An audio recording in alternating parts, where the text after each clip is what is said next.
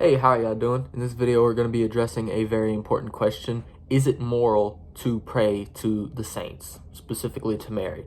Because a lot of Protestants accuse Catholics of worshiping Mary, when in reality, the Catholic would say they're just venerating Mary by praying to her. Now, first we have to establish it's not worship to pray to Mary. Worshiping is not prayer, nor is prayer worshiping. You can worship God in the form of what you do and say during prayer. Say like, oh God, exalted are you. You could do that. But, praying to Mary, for example, like in the rosary, I'm not sure the exact words, but, like, in nome, Patris et Filii, Filii et Spiritus Sancti, Hail Mary, full of grace.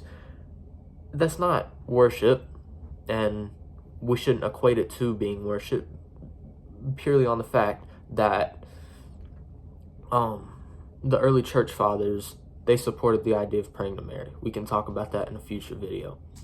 But in today's video, we're going to be talking about how that relates with 1 Timothy 2, 5, and 6.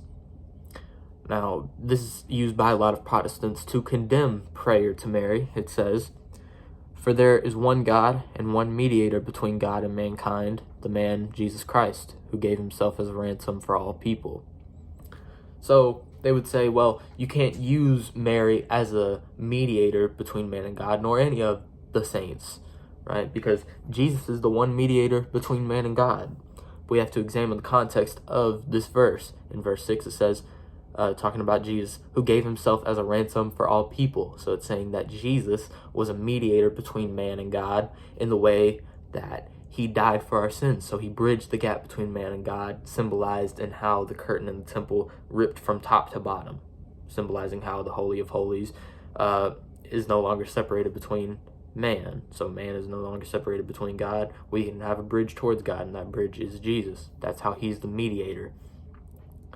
And the problem with the mainstream Protestant interpretation of this verse is saying, well, it's Mary or nor any of the other saints can be a sort of mediator between man and God, because if the problem with that interpretation is it's not sinful, it doesn't disregard this verse if you ask a friend to pray for you, right?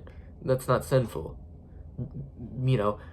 Even though you're equating your friend with being a sort of mediator between you and God, because you're asking them to pray for you, even though you could just pray directly to God, and you do pray directly to God. Catholics, they pray directly to God, but they also pray that the saints would pray to God.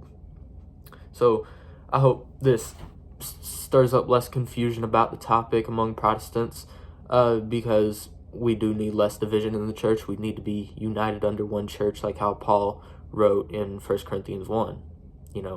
It is my will that there be no divisions among you. Have a good day. Hope this helped. Bye.